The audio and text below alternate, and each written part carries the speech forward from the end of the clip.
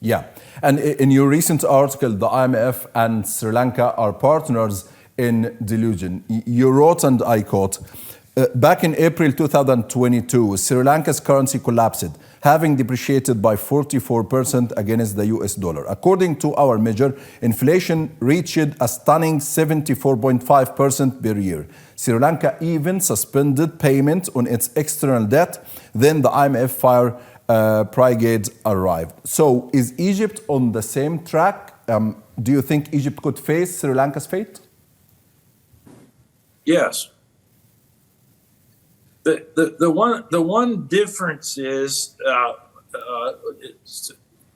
and this is fairly important, given the geographic location of Egypt, they have always been the beneficiary of a lot of military and foreign aid for strategic reasons.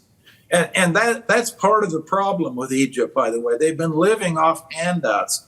They pass the begging bowl and they get money because they're in alliances with other partners, and those partners think for some reason they need Egypt for geostrategic reasons.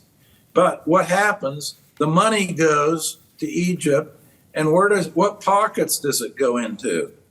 You know what pockets it goes into. It goes into the political pockets and government pockets, one way or another, and does nothing more than fuel corruption and ultimately destroys Egypt.